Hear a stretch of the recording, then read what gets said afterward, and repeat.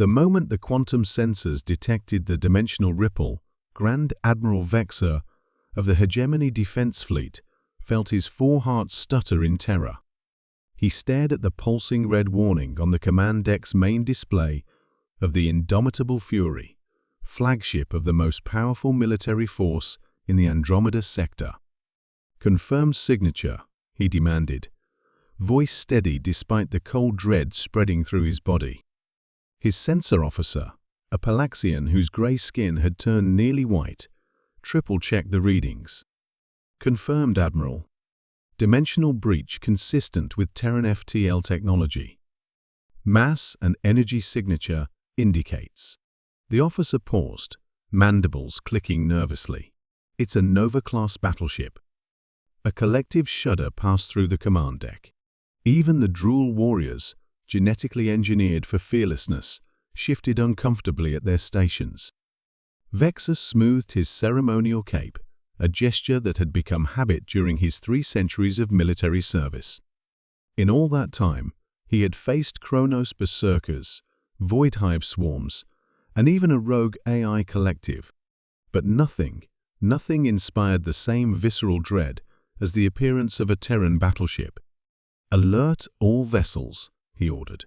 "Weapon systems to stand by only. Deploy recognition buoys, and get me a direct channel to whoever commands that ship."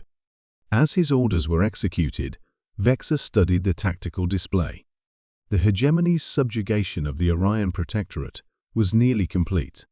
After a brief resistance, the Protectorate's defense fleet had been reduced to scattered pockets of obsolete cruisers.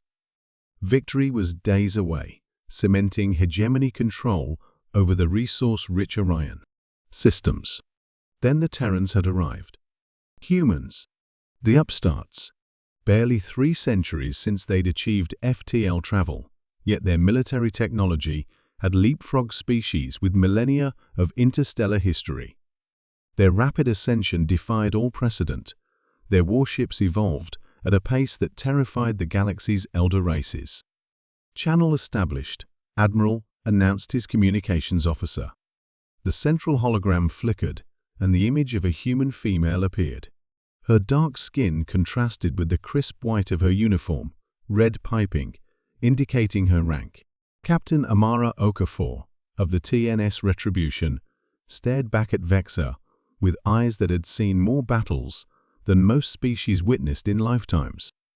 "Admiral Vexor," she stated without preamble, "the Terran Federation has recognized the Orion Protectorate's request for military assistance under Article 7 of the Mutual Defense Compact.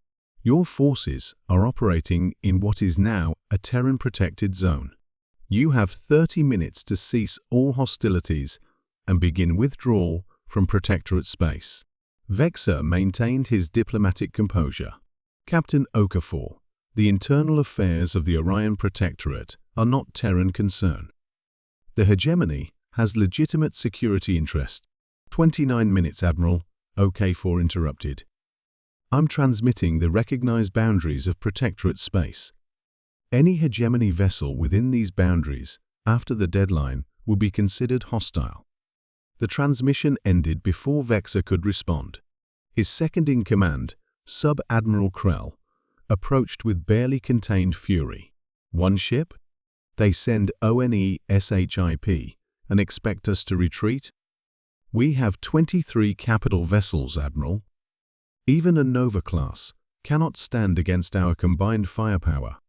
Vexor regarded his subordinate with something approaching pity. "You've never faced Terrans in combat, have you, Krell?" "No, Admiral, but I've studied their capabilities extensively. Their technological edge is significant, but not insurmountable. If we coordinate our—" "I faced them once," Vexor interrupted, his voice distant with memory.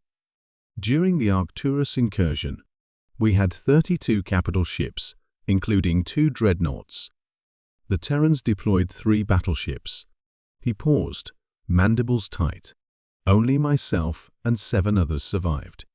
Krell's bravado faltered. "But surely our technology has advanced since then."